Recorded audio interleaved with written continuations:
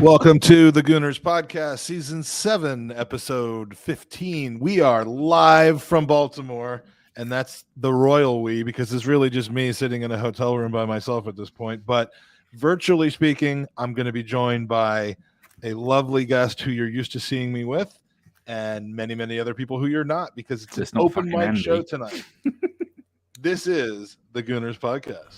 Once upon a time, way back when there were only 9,000 Arsenal podcasts, 5 young men from various backgrounds, an Irish kid with a horrible haircut, a young Jewish nerd who hadn't discovered food yet, a child from Hemel Hempstead who didn't want to be English no more, a handsome advertising magnate with impeccable judgment, and a young Mexican AC Milan fan hatched a plan to take over the world of Arsenal podcasts.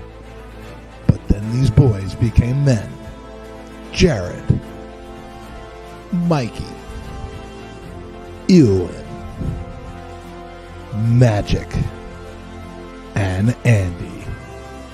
And the rest, my friends, is history. And now, all these years later, you tune in every so often to hear their incredible takes, their football knowledge, and their sensual advice. But now, it's gone too far. You, our fans, are at long last witness to season 7. Welcome to the Gooners Pod. It's an impromptu Gooners Pod, so impromptu, in fact, that I didn't even let Danny finish eating. What have you got for those? Since we always talk about food on our other podcast on the Sunday roast, is this a Wednesday roast? I thought we were going to keep this football because I've got questions for you, Feinberg, and I'm going to save all those juicy questions after seeing your video that you delighted us with yesterday. I'm saving them for Sunday, but it's Tesco's corned beef in Tesco's finest mashed potato with a little bit of salad cream, and I would say their corned beef isn't very good. I've spat out a couple of gristly bits. Yeah, you never know what you're going to get there, and you never know what you're going to get when Arsenal come on tour. Do you see what I just did right there? I'll tell you what, I can see why you don't do this for a living. Yeah, you never know what you're going to get, but we have a good idea now because the team is on their way. They are in the air. We're all following the plane as it navigates the North Atlantic. In fact, it's probably heading somewhere down the East Coast right now because you come in over kind of Newfoundland and PEI as they call it up there, and then you end up down in the DC Baltimore area. So I'm anxiously awaiting the team. I'm in the team hotel room. They don't know it yet, but I'll be here waiting for them. And we're going to get lots of footage. But this is an open mic show, so we're going to invite our first open micer who is breaking his. Oh, hold on. Almost forgot. I do travel with the bell. Breaking his duck on the show tonight. First time we've had him on. He's from Virginia Beach, not too far from where I live. And we'll find out if he's making the trek up to Baltimore to see the team. Welcome to the pod, Ian. Thank you, boys. Thank you. Yes, I will be in Baltimore. I will also be at both matches in Florida. So nice. All right. So you're doing the circuit. And yeah. And the first question is, with a background like that, you clearly have a YouTube channel.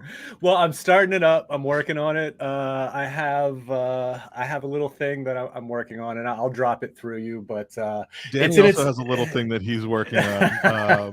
It's all swollen, Feinberg. Actually, it's not. That's true. If you watch the Sunday roast on a Burkamp Wonderland, you know more about his genitalia than you really want to. I promise his is probably more impressive on a reveal than mine will be, but I will be working on it, and I will be spamming links everywhere. So, this is the open mic show at 10. At 11 is the open balls show where you just have to get the kind of angle it down a little bit. So we'll see. Well, that great way to raise some money for Goodness for Cancer. It's I mean, you gotta check that thing. I mean, blood cancers, ball cancer. It's none of it's funny. Yeah. No, stop. It's not funny. So, No Ian, more. All seriousness, what are we talking about today? Like, I'm psyched. This is your show, man. Okay. We're here to talk about what you want. Okay. We've Well- got a couple suggestions. You know, we got the well, transfer market. We got Yeah, the let's summer talk. tour. You know, we're talking about the transfer market. That's what everyone wants to talk about. I mean, we've got a couple more spots to fill, I think. I mean, everybody's got their own opinion. Martinez is going to United now. First of all, don't call him that. It's the butcher. The butcher is going to United. Secondly, I don't ever. He's dead to me now. I can't. If he's really going to United, is it official or is it just like we've pulled out and they're basically agreeing a price? I think we should have known from the get-go with Ten Hag going there that all we're doing is going for players early, jacking up their prices so our competitors have to play more. I think it might be an Arteta Edu dark arts strategy because we kind of went after all the big targets, Rafinha included, and now we're almost bankrupting Barcelona for them to build a squad, but that's the way to get back in the Super League is we got to bankrupt all the other teams. And the Super League isn't quite 100% dead. TalkSport just put out an article talking about it too, so we'll see. I don't know. Barca's Danny, future. you're the legal mind of the podcast. Yes. Have you been keeping up with the various machinations of? I saw some tweets come through at what was like around 3:30 in the morning my time. I was scrambling around trying to pack for this road trip that we're doing here. So explain to us what the goings on are, or just show us the corned beef again. Whichever you prefer. The latest update on the European Super League, it's based in Europe and it's super, and it's a league of teams. They want the big three from London. They want Chelsea. They want Arsenal. They want Barnet. Barnet are in negotiations because they want £5. Can't talk about Barnet right now. Come on, the bees. Yeah. So that's the current situation, and it's going ahead, but it might not. But it is. So I just really wanted to make sure that we kind of evened up the talking a little bit. So Ian, now tell us what's actually going on with the Super League. Oh, I mean, really, the TalkSport article just kind of goes over how it just surpassed the $1 billion in loss mark, I do believe, and it kind of talked about Chelsea's record financial losses post-COVID and during COVID, and kind of the storm that's going on with the new ownership over there. This is the one place you can do that. Okay, well, the shitstorm that's going on over there, and there's been the internal workings of Chelsea seems to be kind of a toxic environment that got left over, and I'm hoping it spills over into their transfer policy and to their performances next season. It seems to be. I am fascinated by the whole case study of Chelsea. I mean, if you know me, you know that I'm into finances. I kind of love peeling back the layers of the onion and the curtain and whatever else I can find to peel back. I like to peel back, and they're a club that without Roman Abramovich's billions is not functionally strong. They're not large. They're not profitable. The only way they can break even is to get far in the Champions League every single year. And at some point, like if they had the kind of season now that they had 5 or 6 years ago, where everybody basically downed tools on Jose Mourinho and they finished 10th in the league, they would be screwed for years because there's no one that's going to just pour on £500 million to get that team right back where they need to be and pay dead money to an old coach. And I mean, Todd Bowley wants to impress the Chelsea supporters right now, and he's trying to do that with Sterling and talks of Ronaldo and trying to get Rafinha and all this stuff. But there's going to be a piper to pay when they do that, and I am here for that when it happens.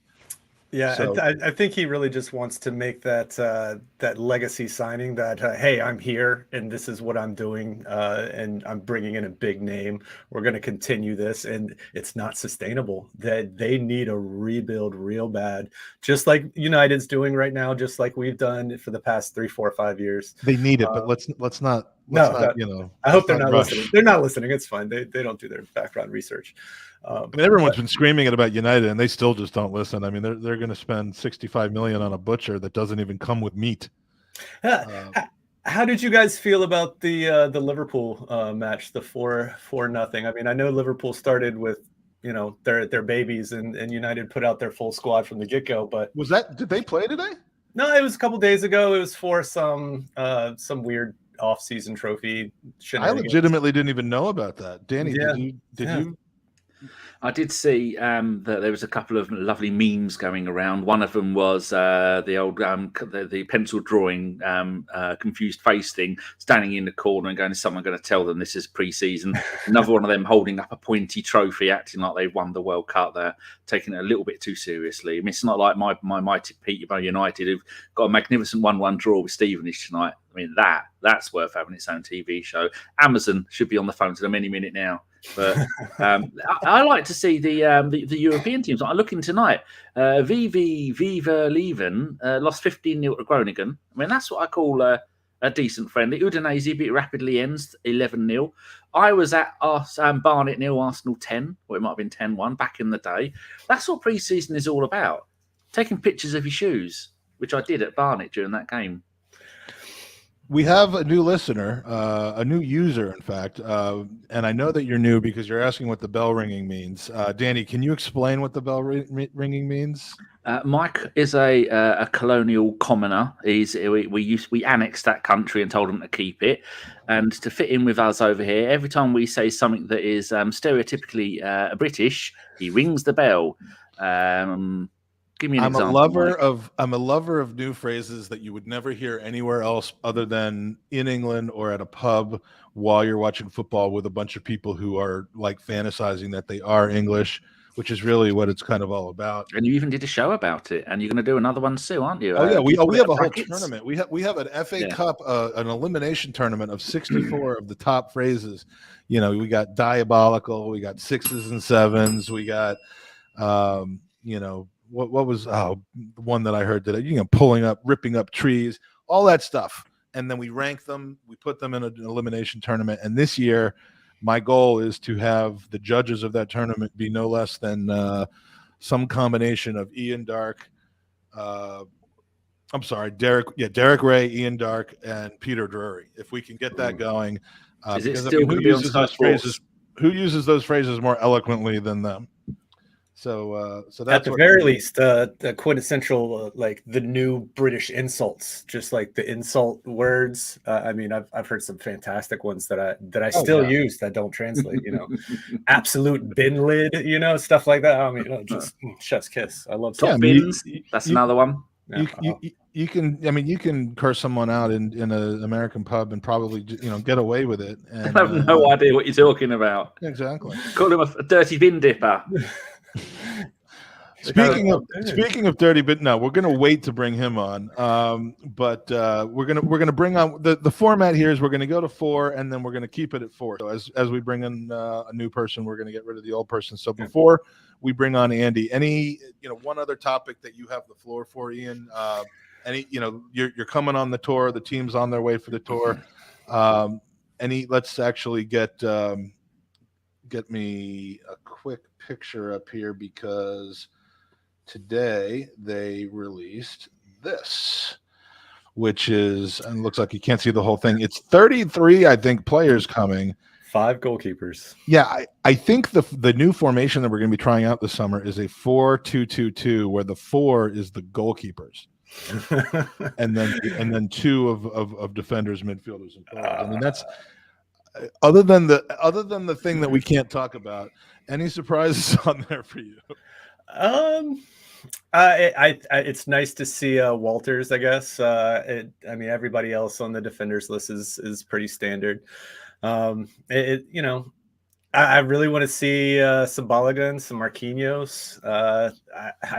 He'll probably start Pepe, but take him out in about 7 minutes because we all know Arteta just doesn't rate my boy. But what they do in these games is they will kind of have the vast, like 8 of the players will essentially either be given the first half or the second half. There'll be some players that go to about the 60 or 75th minute. So with 33 players, you'd expect in the 3 games over the next 8 days or so, we'll see most players at least play 1 full game. Yeah. Well, he's going to want to. He's going to want some of the people that we're trying to move on to shine to just kind of raise that value a little bit. Yeah, kind of like they did last Friday in the first half against Nuremberg. Yeah, I was hoping Pepe would step up and do something, so maybe we could get 20-25 mil. But at this point, the plan is to leave some of the players there for MLS. So hopefully, the Portland Timbers are going to get first draft pick. Every team in MLS gets to keep one of our players. I think we're planning on leaving a few of them here in the U.S. like I don't think Alex Runnerson's hotel is the same one that the rest of the team is staying. Sleeping on the bus. They're going to drop him off at at the Comfort Inn where I am right now. Not the Comfort Inn. I'm at I'm not going to give my location. It's not the Comfort Inn though, but they're gonna drop off dude at my hotel and I know what to do from there. Andy is going to come on with us now. So let's make room for Andy. How you doing, man? Got to unmute yourself if you can. There you go. You there? I am, yes. All right. Where are you dialing in from? Not like you dialed anything, but where are you coming to us from? I'm coming, well, it sounds like I'm coming from Danny Not On Tour's local land. So I'm pleased he mentioned about Barnet. So I'm a Barnet Come on, the bees. Can you be? So you live in the lovely North London borough. Is it a borough or what is it called? The Hertfordshire sunshine, actually, Mike. Hertz? I mean, like Hertz, yeah. Hertz, Thanks for having me on, boys. I much appreciate it. Nice to talk to the boys across the pond. I follow you quite a lot on Twitter as well, Mike, and you are sometimes quite funny. Thank you. I mean, I figure, it's a law of large numbers. If you say 45 things, one of them is bound to actually be relatively entertaining, and I just count on that formula. So it's great to have. I love the fact that we're getting some people on that we haven't had on before. In the open mic shows, we're going to start back up with those. But Andy, tell us what you want to talk about: tour, team, coach, ownership, transfers. It's up to you. I think my main topic will probably be. I mean, I've supported Arsenal since 1978, so I'm an old git. So 1978 was I started going to Arsenal. So I've seen a few trophies, few ups and downs, few managers. But I feel that I'm just with Arteta. Listen, I'm fully backing him in what he's doing and how he's trying to move forward. But it just seems sometimes I don't know whether we're lacking in still a leader. Listen, I personally don't like Xhaka. I think he's a liability in the team. I think he's always vulnerable for a red card. I think his head just goes. I'd like to see a CM, and I'd like to see another defender really, and also another attacker. I think we're lacking in three positions there. I'm worried about. Listen, I think the squad that he's getting is looking good. It's now Arteta's squad, so he's obviously going to be the one who's going to pay for whatever goes on now. And let's hope that we can move forward. But I don't know what your views are. I like Jesus. I think it's a fantastic signing. I'm not too sure whether we're strong enough up front still to have someone up there. And Nketiah's okay. Who knows what he's going to do this year? He could become, all of a sudden he could become the master centre forward. I just feel that we're lacking. He's just called me, and he told me he's planning on scoring a lot of goals this year. And he's a sleeper. That is a sleeper, I'm telling you. What's your views? I know being from across the pond. What's your views on this Matt Turner? Well, let me start, and then we'll get Ian's view. I mean, look, if you're going to base it off of the game on Friday, then you've really got to be convinced that this is going to be a good signing. But he has a pedigree. Look, with keepers, there's so much riding on every shot that comes in, and there's not a lot of shot that comes in, hopefully, unless the team's doing a poor job. So, when you get beat like he did on a great shot from distance, and and Perry Groves is saying on the stream that if you got the legal stream and paid the money for it, that it was not a great play by the keeper, that he probably, unless he was unsighted, he should have been in a better position. You're going to extrapolate that over the course of the season and say, this guy can't stop shots. He can't do this, can't do that. The guy is the U.S. men's national team, say what you want about them, but they've always produced good goalkeepers, most of whom and many of whom have played in the Premier League, to the tune of, your Tim Howard, Casey Keller. The U.S. goalkeepers are generally not specifically and way less talented than the rest of the world, as you would generally expect for most of the field players. So he's the number one or number two for U.S. right now. Yes. He is an incredible shot stopper. I don't watch the MLS very much or MLS very much, but I do know from those who do, and someone is in the chat, our dear Sophie, who watches a tremendous amount of MLS and covers the MLS and would kill me for saying the MLS. She's, I think she's pretty on target with Matt Turner being quality. So I don't mind him being a backup, but it's just that Arsenal thing to rush to judgment, Ian, right. Isn't it? When you see the first thing that you do is bad. Like Gabriel Jesus is going to score 95 goals this season, and Matt Turner is going to let in 8 goals a game. Is that what we've learned? Well, look, don't forget what Nkwonkwo did last preseason too, and he's a fantastic keeper, and a lot of people wrote him off because of what he did. But if you look at the Matt Turner goals, yeah, they were kind of his fault. But I hate to be that guy, but I was also a keeper my entire career. The sun was in his eyes. I hate to say it, but if you go, sun was in his eyes, and it was raining. In his eyes, and it was raining. But look, and his nerves are completely off the charts. The man's an Arsenal fan. Like it was his big turn. Like, but here's the thing: we're used to having Leno, arguably one of the best shot stoppers in the Premier League. He just, outside of that, is he can't distribute. He can't do that. I would love to keep him as our backup, but he wants that first team, and if Fulham pays the 11, which he is clearly worth, then he will be moving on. But I heard that's even up in the air now. So can you imagine we go into this season with those three? The future ones, it's that would be very Arsenal as well. Like it would. There were some games in Europa League, I think, the year before last, where we brought 3 keepers and left somebody out of the squad. That it just seemed kind of ridiculous. But if Turner goes, Turner and Ramsdale both go for the World Cup, I don't know. That's true. Maybe. Do you need rest after the World Cup if you're a keeper, though? Nah, not really. I guess not. But depending on how their matches went, they may need some emotional rest. Knock on wood. We'll see. Yeah, that's true. I really would like to see England or the USA do well, because I had to go out and do it. For our little Chile, for the Chile, please sign the contract. Please stay with us. I'm gonna actually sign him to a contract tomorrow or on Friday when I see him. Just do what they did to Ramsey at Juventus. He'll sign it. You see what they did to Ramsey? Can I just ask you? Yeah, please. I was about to go back to you for another question. Sorry. Do you think we will be given extra? Do you think we get more funds to go and get players, or is this just hyped up clicks on Twitter? Because I think I've given up looking on Twitter now with things, especially after obviously Rafinha, now he's gone. I don't even know if this Martinez is worth the money. Who knows? United go for anything that we go for anyway.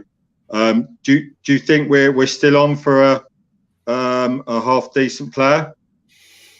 Danny, what do you think? Obviously you've got this the other Brazilian chap that's meant to be quite good. They all look fantastic on YouTube, though, don't they? I think it's going to be something to do with wages as well, because I think there is a kind of strict wage budget, and we've got so many players that are obviously no part of Arteta's plan. With Leno going, I think he's on 110 grand a week, so I think there's a combination of that. And players that we have been getting in, apart from Jesus, who's on the highest wages at the club now, I think it's 245 or 265. I forgot to check what that was. Has that been confirmed? I mean, I know the club won't confirm it, but is Sportac said 265, I think. Spotrac has him at 265. Mm.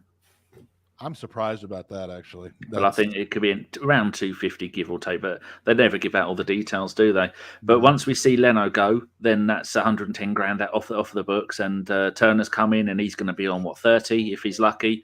I think he's going to be more than happy with being back up at Arsenal, because that is his job. And the games that he's going to come in for, and the League Cup games, it'll be an easy way for him to get used to playing for the Arsenal. I forgot that he was an Arsenal fan.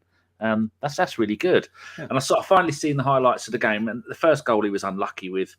The second one, it was a little bit sneaky. But then again, all of our goals were quite decent as well. It's just a hot day, first game, first proper pre-season on tour. So, the players that are going to come in, I think there is a lot of nonsense that's been done, because I mean the hype around tweeting about players coming in now is worse than it's ever been, and I never thought I'd see that day.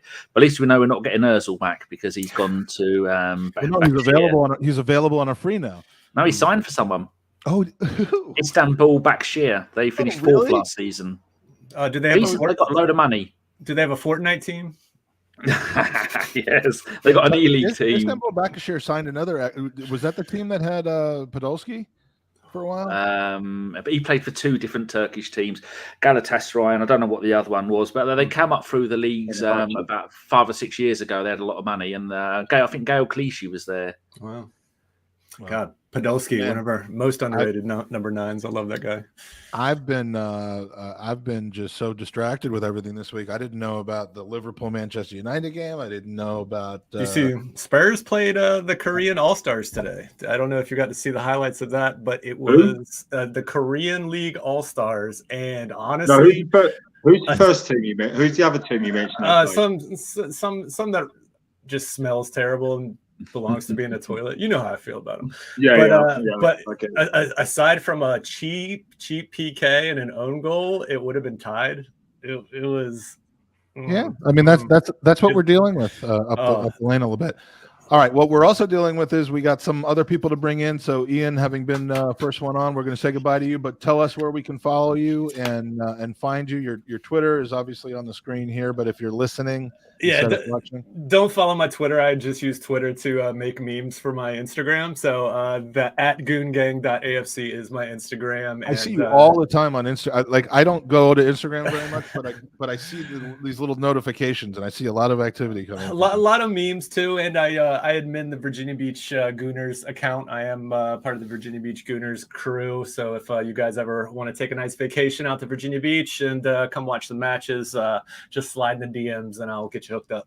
I have done that. I've been there. I love Tony. Tony's a great guy. Shout out Tony. Some of the other guys, another one of your brethren moved up to our neck of the woods. Yeah, you took our Facebook and our IG admin. Exactly. And he made all our merch too. We feel a little salty about that, but I'm working on some new merch. And you lost them on a free as well, which is awful. Yeah, typical Arsenal. Typical Arsenal. Ian, take care, buddy. Thanks for joining us. Hope to see you again, and I will look forward to seeing you this weekend. All right, boys. Be good. All right. And Andy, you're sticking around if you don't mind. We want to hear more from you, but we're going to bring in a third podcaster here, regular podcaster here, Fergus, who needs to unmute himself and then start talking, because that's what you do on a podcast. I don't do much talking. Talking. Lost your voice from that last time that you. We lost. Andy. No. I'm good. Andy's gone. It was good to hear Andy. It was good to hear somebody different on, rather than just us merry-go-round of podcasters just churning up on everyone's channel. Is that show original or is that a replica? It's a replica, mate. It's the 1985 centenary one. If that was real, you don't want to be wearing that. You want to put that in a safe somewhere if that was a real one. No, I don't have any real shirts, mate. I don't have any real shirts, no. Just that they're all. Well, it's Arsenal. It's not Chinese. It's Arsenal. So it's Chinese via Arsenal. Good. So Andy, you're back on. Had a little technical issue there. So you now have. It's hard out in Hertfordshire, you know. Yeah, the internet just kind of it's mostly focused on London, so you gotta take what you can get. You've now got a gentleman from Essex on, which is as exciting as I can imagine. So Fergus, let's start with you. What's on your mind, my friend? Not much. I just wondering what people are feeling about. Like, we watch on Twitter and we see on WhatsApp groups and everything else people losing their heads over the transfer window. Jesus is a good signing. He's probably a better signing than we would have expected to get, considering we're in Europa League football rather than Champions League football. So I think he's a top-notch player. But I'd like to know a little bit more about this Fabio Vieira and this Magalhaes. I saw Magalhaes in the pre-season friendly, and he looks like a big beast, quite a unit. I didn't. You're talking about Marquinhos. Marquinhos, sorry, yeah, you know me. Magalhaes is one of our Gabriels. We know what he's about. Yeah, but you know me and pronunciation of words. I just don't do it. I'm a rebel when it comes to that sort of stuff. So you pronounced one of our players' names exactly like another player's name is pronounced. Exactly. Yeah, just to confuse you, just to make sure you're listening to me, Mike. That's why I done that. So it's attention to detail, and you've got it. So yeah. So I'd just like to know a little bit more about what Danny and Andy and you guys know about these other two players. Are those three signings enough? Leno's going to move on. There's other players that are going to move on. Tielemans is rumoured to be very close to being done. If we press the button, he'll come. So here's what I'm going to do. I'm going to ask Andy to answer that question, but I'm also going to answer a question that Andy asked before, which was answered by Danny about, do we have the money to spend on another player? Are we done in the transfer window? And I frankly do not think that we are done in the transfer window. But having dipped into wages, and bins, but having dipped mostly into wages and how the structure has been really culled down and shrunk over the last few years, that's where I do start to believe that, we're going to need to get rid of some players before we bring them in. It's not what people used to say, like, oh, we have to sell somebody for 30 before we can spend 30 on a new player. Like the transfer budget just comes from this cookie jar that you could reach into, and if there's no money in it, there's no money in it. That's not really what I think. It's just that, what we don't want is to bring in players and just have too many people to even put on the first team, in the first team squad, the 24, 25 man squad, and just be paying dead money to a lot of people. So we really do have to make some progress on some of the outgoings, but I think the intent is there to purchase probably one, maybe two more players. Tielemans, I just think it's going to get done. I would be shocked if that doesn't get done. Whether he starts over Jacques on a regular basis, I don't know, because we know the coaches just can't get enough of Granit Xhaka. I don't know why. But so along that, Andy, you are the Brazilian expert on this panel right now. What do you think of Marquinhos? What do you expect out of him this season? Is he sticking with the first team? Is he going on loan? Is he winning the Ballon d'Or? Gabriel. No, Marquinhos. I know you would think Gabriel because that's what Fergus said, but no, it's Marquinhos that we're talking about. Oh, sorry, the one that's going to the Manx, you mean? No. Marquinhos is the young guy. The winger, the young winger from Brazil. Oh, sorry, Mark. Yeah, the young. Listen, it's all. I haven't seen him. He looks a big lad. He looks strong, and I think that's something that's quite exciting. I think he looks strong. For what we saw in the friendly, he looked half decent. You can never really judge on the friendlies. I think it's just a training exercise, isn't it? At the end of the day, and that's a bit of a cliche. I think, he looked good, and he's a big lad. I think, I do like the look of Vieira. I think looks the part. Not that I've done. Andy, have you seen all the pictures of him? And every time there's a new picture, I have to ask Stu about this tomorrow night, because we're going to be having Stuart McFarlane join us on a panel discussion here in Baltimore tomorrow night. But is it like on purpose that every time a picture is taken of him, a new body part is like in a cast or in a sling or something like that? I mean, dude looked like a mummy riding a bike to training in Nuremberg a couple of days ago. I mean, this is a little scary for me. Yeah, he needs to put on a bit of body weight, doesn't he? Or just have bones that don't break. Apparently, every time. Yeah. He's like the Samuel Jackson character on Unbreakable. It could be another typical Arsenal signing, couldn't it? That we hopefully not, but it could be another one that spends his time in the treatment room. If he gets all of his injuries out of the way now and then is fine by the season, that would almost be the anti-Arsenal signing, because we bring in dudes that are like impervious to injury until they get here, and then then it just collapses. Fergus, I just think that I think like Mike says, we've got to get rid of. There's quite a bit of Deadwood still to get rid of in the squad. I don't know what's going to happen with Torreira. There's talk that he's going to Valencia. Hopefully that could be true. And there's Pablo Mori. There's a lot of players. This Renarnason that's still lingering. I didn't even know he was there. And who else we got there? That's Bellerin. All these are players that wages amongst everything else is the priority. To get them off the wage bill, and hopefully that's going to start happening, because I suppose they take them on tour to put them in the shop window.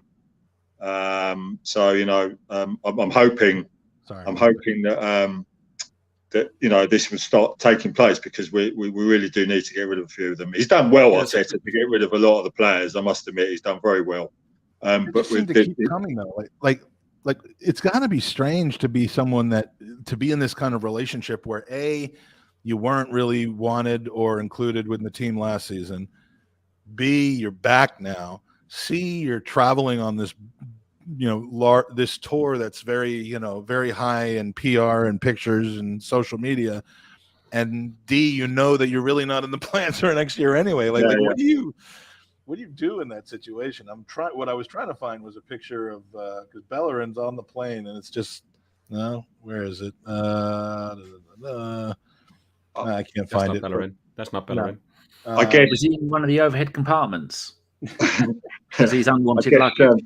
I guess you have to be professional. I suppose listen, they have to be professional. They know they've got to come back to the club, and the loan period's up. And I suppose, listen, they integrate quite well. They're all good mates anyway, so it's probably not that difficult. But yeah, I understand what you're saying. It's probably, listen, I want to get out of this club, and now I'm back again. I'm on tour, and it's where am I going here? But I don't know if they'd want to get out, because we're paying stupid wages in comparison to what other clubs are paying. So they're going to be happy taking the gravy, aren't they? So Riyarison is the least of our worries, because he's on pennies. But you look at Leno, who's on. He's on 40 grand. That's not. That's not. Who's on pennies is Saka, but right now.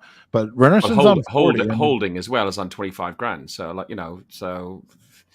Well, Holding's not Deadwood, in my opinion. Rennerson is. I think he's a squad player. Bellerin is Deadwood. I like Holding. I think Holding's a good player. He's got a bit of a hot head, but I think he's a good player to have in the squad. He's a good player to have in the squad, unless if you got a wide out line and then he loses his head and he lets Son and Kane get to him. But unfortunately, that wasn't the best game for him. But it wasn't. So whereabouts in Hertfordshire are you then, Andy? I'm not too far from him. I mean, lack of Barnet. Lack of Barnet. Lee Judge's land. Oh, is he? No, I thought he was from Enfield. Well, it's still Hertfordshire.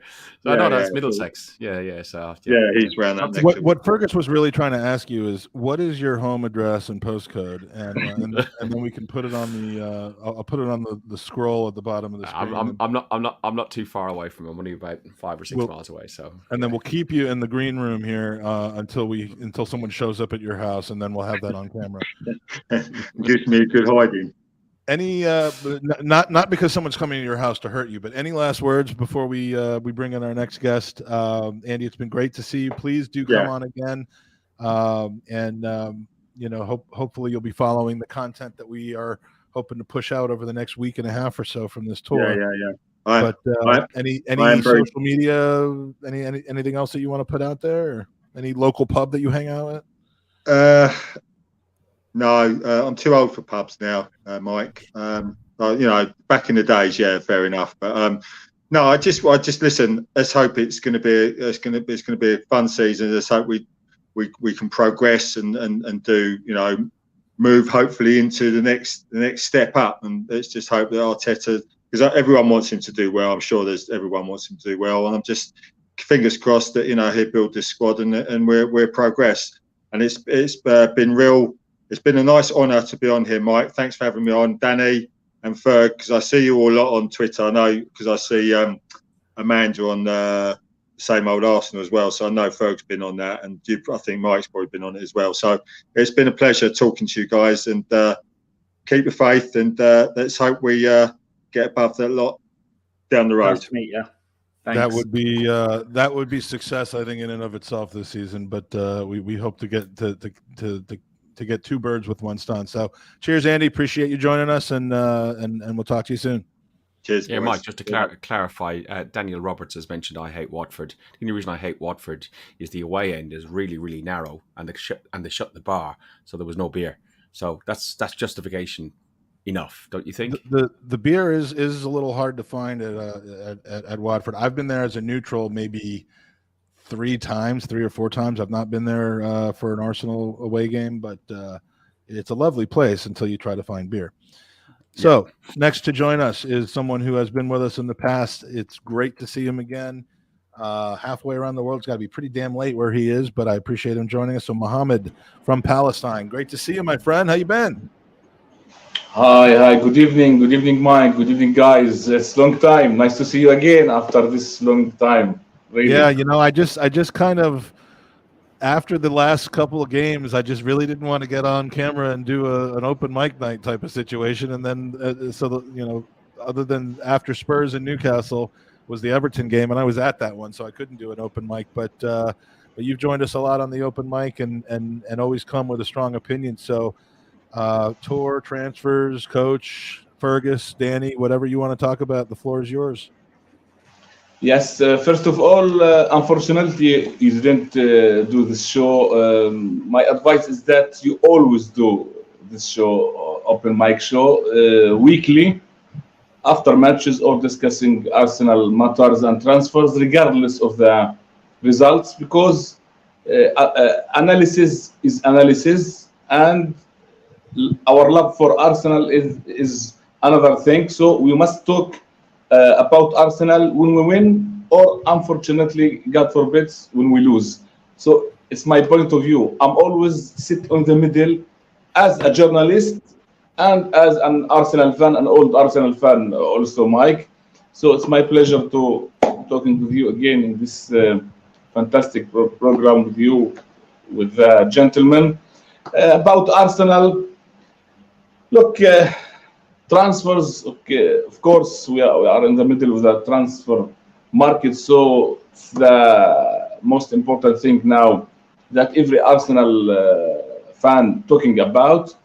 So if we analyze what Arsenal have done until now, I would say that until the end of June, before July starts, we did a good job. Of course, Gabriel Jesus is the big deal. Very important deal. Fabio Vieira, we still excited about this player. We didn't see him playing for Arsenal. We'll see in the US tour, but from the analysis, from the talking, from the clips, he looks exciting attacking player. Marquinhos one for the future, I would say. And I would say, Mike, that Marquinhos' future, if he goes on loan or stays with the first team, I think after the US tour, Arteta will see him again deeply through games, through training, and I think after that he will decide if he will go on loan for his development, or he stays. If he convinced Arteta, he stays with the team and play in the cup games. Mohammed, would you keep him in the squad, especially with the truncated season? We got 22 games before November, and we got the Europa League and stuff. Would you keep him in the squad right through till pre-World Cup, and maybe then consider if you are going to put him on loan, January? I think that depends on Marquinhos himself. If he convinced Arteta of his ability, attacking side and defensive side, Arteta always demand a lot from his players, defensively, pressing, also to have an effect in the attacking third. So if in this US tours he convinced Arteta, I think he will stay. Of course, Matt Turner from US, of course. Some Arsenal fans are worried, but I will not make a hurried judgment or a quick judgment on Turner. We must wait. He's a goalkeeper with experience, so we hope for the best for him and to be the best backup for Ramsdale. What worries me, Mike, about Arsenal market is few points. First of all, July, this month, for me is the most important month in the transfer window.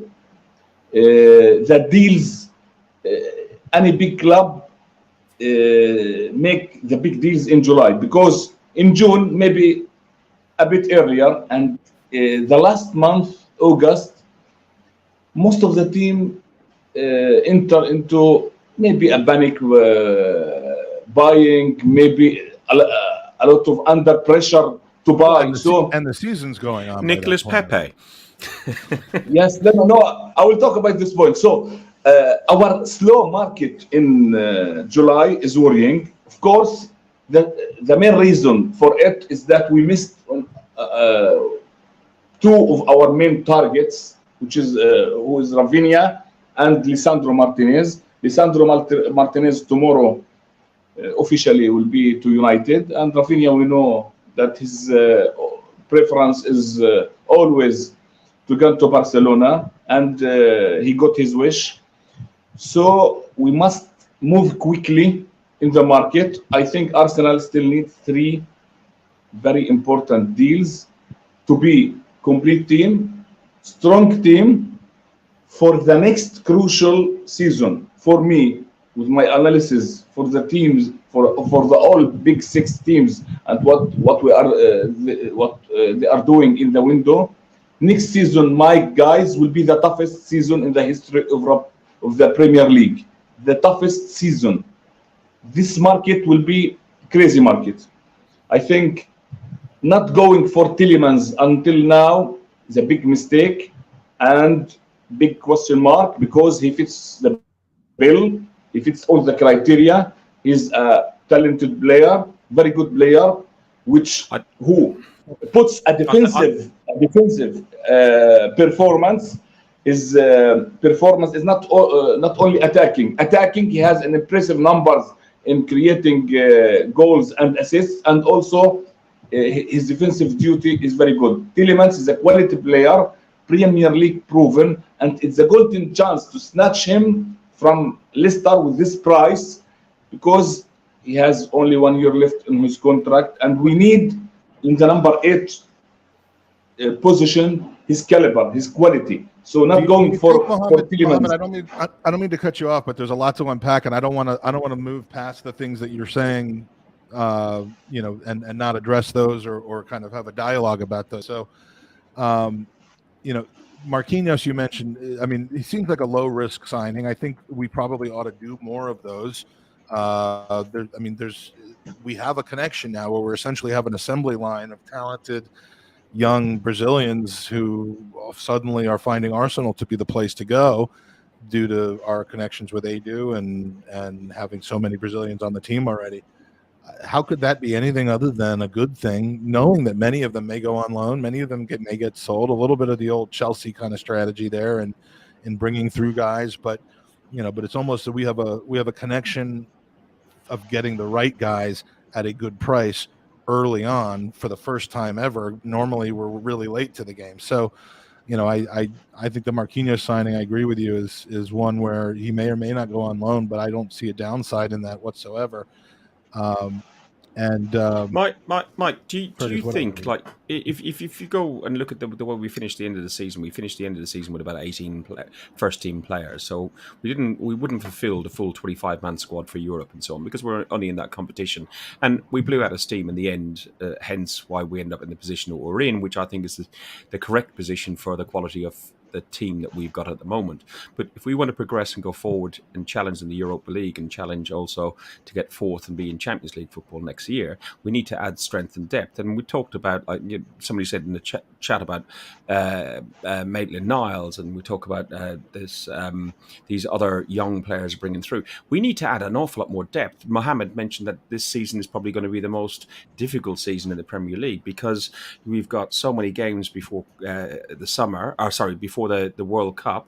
Then you've got the World Cup where players can go and get injured, and then they're going to cram the rest of it all in just after like Christmas. So, we're going to be 22 games in by the time we finish in November. It's going to be carnage on players. It's going to be carnage on fans and their wallets. We need more. Well, and it affects squad. It affects the transfer window as well, because more than ever, the impetus should be on bringing in players early so that they can get bedded in, so that they're not, they're not rushing into, especially this season. And I think what I think that actually does is it benefits teams who are holding sellable assets who aren't necessarily desperate to sell them. And it hurts teams like Arsenal, who have a lot of non-marketable assets, can't seem to get rid of them, but want to have other players. Because who's got the leverage right now in the Arsenal-Leicester discussion for Tielemans, Danny? We've heard about what a price of 25 million, but who's got the leverage at this moment if one team wants to sell now and the other doesn't? Leicester, because they know we need a player. But I was looking at Leicester's. I was looking at Leicester's season already. They've not bought a single player. Quite a few players have left for varying ages and types. But it may be the one when they get a big wad of cash in from him from us. Then they might go out and buy more players. But they know we want him. They know he wants to leave. They know that when he left Anderlecht, we wanted him. And when he left Monaco, we were interested in him. And they know third time lucky for us. We'll probably end up getting him because he's a really good central midfielder. Good number of goals his last season at Anderlecht. Scored 18 goals in all competitions. If you're going to get a midfielder who gets on average 6 or 7 Premier League goals a season, then that's going to be worth a fair bit of money. And that's what they're probably banking on before they go off and do other stuff, because they relied on people like Vardy for all of their goals, and Maddison, another one, for being all their creativity. And those two last season were either out injured or off form because one of them, Maddison, wanted to move. So, yeah, they're not going to be going, go and have him for 40 million, are they? I really think if we do want to push 25. If we want to push the Tielemans deal through, it will happen. But I think the reluctance is on our end, and I think it's probably down to whether we move Shaq on or whether we move other people in the midfield on to make room for him. And what you alluded to earlier about, Danny, about like the wages. So get some of the top end heavy wages off to bring in Tielemans, because Tielemans is on, as you said, last year of his contract. He's going to want top dollar, isn't he? He's going to be at 150 or more, a week, and he's wanted to sign an on fee, etc. I understand that move because he's 25. Yeah, I understand the deal is all but done, and that's from somebody at Leicester and also in Arsenal. So it just depends on whether we press the button. We have got rid of two. I'm about to press the button right here. Hold on. We've got rid of almost £300,000 worth of wages at the moment from the club.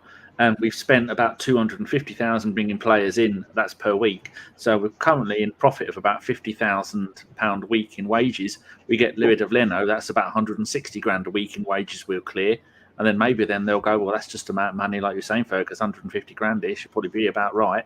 Then we'll have freed up all those funds, and that would maybe make sense. But I'd really like to see him here. Ooh. Yeah, remember the spreadsheets? We got all the. If we got rid of all the dead weight, we've got a wage bill of £70 million and 21 players. So I mean, it's the if we get rid of the dead wood, we have a lot of room to play with for transfer fees and wages that are not insignificant wages. Paying 6-figure wages to 2 or 3 more players will still be in a far better position than we would have been. Do we see, Mohammed, that we all want players? We all want to basically buy 8 players by the end of June, have them all come on the summer tour, bed into the team, and have a strong 25 to 28 players going into the next season by the time the first ball is kicked. But when have we ever seen that happen? I mean, yes, there have been some top signings early in the summer this season. Liverpool signing Nunez, Manchester City signing Haaland, us signing Gabi Jesus. But that's more the exception than the rule. And the fact that that players end up getting brought in right before or even like a couple weeks into the season, and sometimes normally even if they're bought in July, even if they're bought in July, sometimes in a normal year where there's a Euros or a Copa America or a World Cup in the summer, you've got guys that just can't debut until match week 3, 4, or 5. Should we be looking at the summer being realistic, Mohammed, to get everyone in without wasting money on being the sucker in a two-way deal with a team that has the leverage on you? Or should we really be looking more like it's just a customary thing to not have your full squad until you're in match week 5 or 6, and you really just try to do as well as you can with the squad you have left over from last year in those weeks? Look, Mike, we must enter the season not I will say it's difficult to be ideal and to request that we will finish all our market before the 8th of August, which is the beginning of the Premier League. But Edo and the board must work harder and harder, day and night, so we can at least make another, for me, 2 signings from now until this date. If we were 1 signing short, and we will make another 1 signing from 8th of August until the closure of the market, which is the 31st of August, it's okay. It's a good situation. But not to enter the season and you are lacking 3 top signing, and you are after the first match, which is very difficult match, tricky match against Palace at their ground. God forbids if the result is not good, and we were after the match, the board and Edo and Arteta was under pressure to start looking for deals. It's not a healthy situation. I think sometimes Arsenal go to complicated deals, like Lucas Paqueta. I like the player. He is very good player. He's an upgrade, okay, on our squad, but always negotiating with Jean-Michel Aulas, the president of Lyon, is very difficult. We knew what happened with Hussam Aouar before a few seasons. 1 bid, 2nd bid, negotiations 1 month, 2 months, and the deal collapsed. So we don't want to try again the same situation. We've got to Lucas Paqueta from now until the end of the season, and in the end we will not get Paqueta and another player. So sometimes I wonder why we go to a complicated deals. Tielemans deal is a safe deal, easy deal. No one compete with you for Tielemans until now. As we said, very good player, proven Premier League player, which will add quality to our midfield. And I will continue my last point that the second deal is winger. If you get Paqueta, of course, we will not get a winger. It's as clear as this, because Paqueta can play in various positions in attack. But for me, the ideal deal is to get a winger that can play 2 roles, in the right wing and in the left wing, at the same quality. This is my dream signing about a top winger. And for me, I wonder why Arsenal not looking at some top wingers within the Premier League and not outside the Premier League. Like who? Who would you like say? Trossard. For me, I like 2 players. Trossard of Brighton, I think is a very, very good player, even underrated player. His performance with Brighton in the last season, fantastic. And the Belgian national team. He can play the right wing, left wing, also a striker. And for me, Sant Alan Maxima is Yeah, also I a knew, very, very you were good. going there with the second one. I just couldn't remember his name off the top of my head, but I knew that was what He's you were a going. very, very good player. He's a very good player. That is an engine, always running, always causing the other team problems. And I read that Newcastle may be open to let him go. He's not happy for 40 plus million pounds. So there are many good players at the market within the Premier League, and of course the third deal must be a backup for Tierney, a player that will compete with Tierney. We know the history, the injury history of Kieran Tierney. He will not play all the season. So after Lisandro Martinez will go to United tomorrow, we also always read about Grimaldo. We are interested in the Benfica fullback, and today the news broke that we are interested in the Shakhtar Donetsk and Ukrainian national team player Matvienko, who can play as a center back and a left back. So these are the three deals that Arsenal must finish before the transfer market. And of course, by looking at now, it's difficult to say that we'll get the three deals before the start of the season, but at least two. In the ideal situation, Mike, at least get two deals before you play Crystal Palace. It will be a good thing. If you permit me, my last point and my worrying point about Arsenal market, we are not able to get rid of the unwanted player until now, which is very, very worrying. Now we are in the middle of July.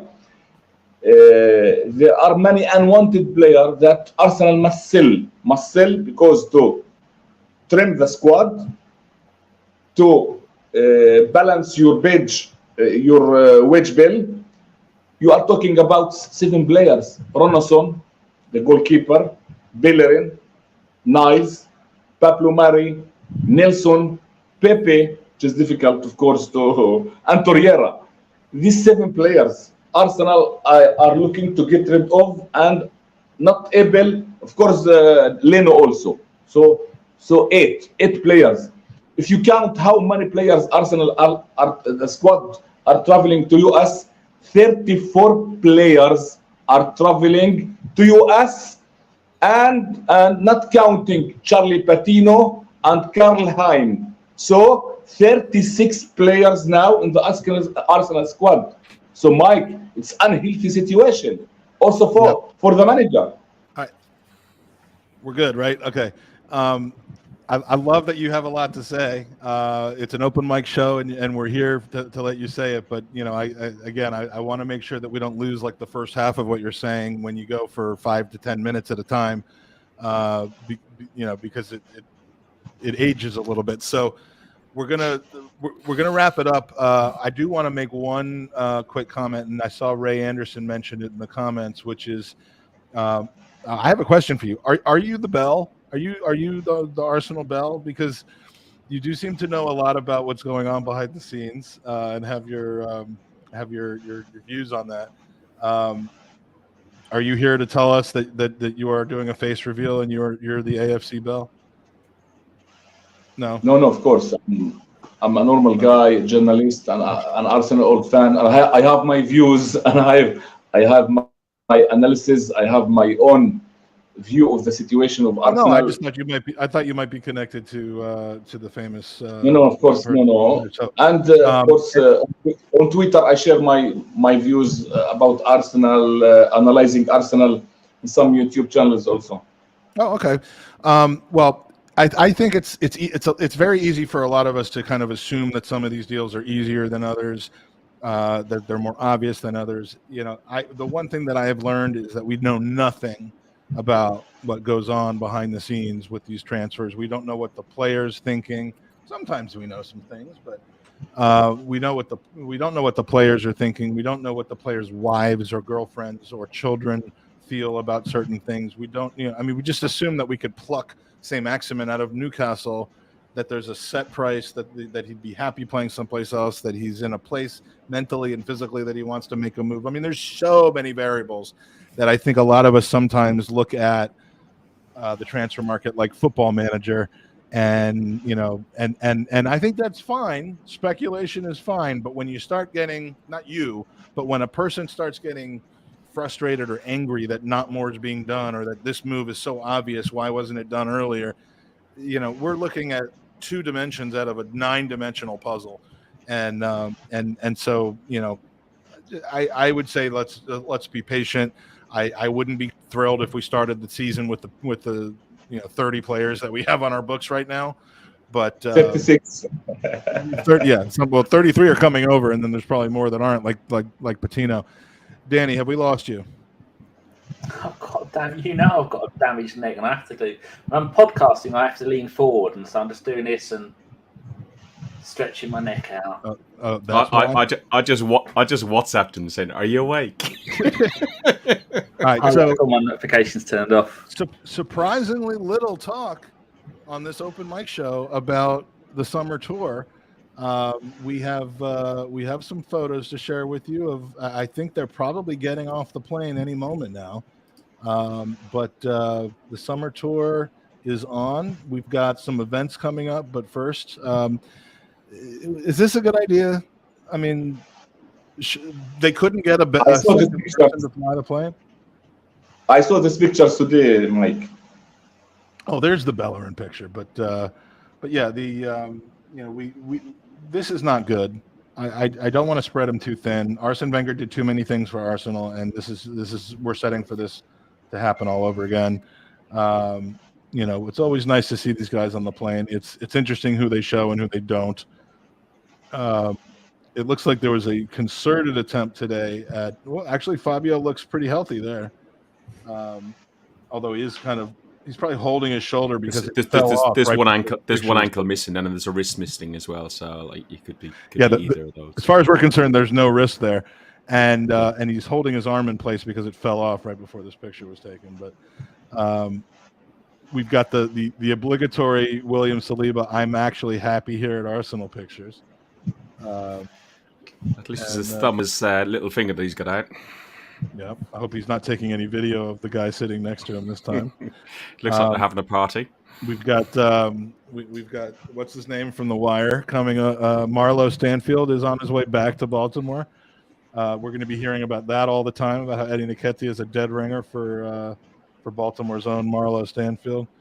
Another William Saliba. He's like, could you just let me go to sleep, please? Tommy in the house. Nice to see him, and the Balogun.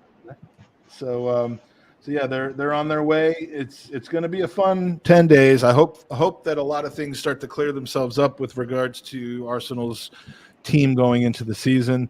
If you are either in the U.S. and headed towards the tour, if you're from outside the U.S. and you're coming over for the tour, or if you just want to know what's going on, the first stop is Baltimore. Tomorrow night, we've got some Arsenal trivia that's going to be hosted at Abbey Burger Bistro, which is the Baltimore Supporters Group pub, at 7, and then at 9, we're doing a podcast. They didn't say the Gooners Pod. It's a podcast event, but it will be the Gooners Podcast with a panel of guests that if you're in the area tomorrow, you're going to want to come see. It includes James, aka Gunner Blog, James McNicholas, Stuart McFarlane, Arsenal's chief photographer and all-around amazing guy with a lot of opinions and incredible stories. We have Mark Brindle, the supporters liaison officer, joining us.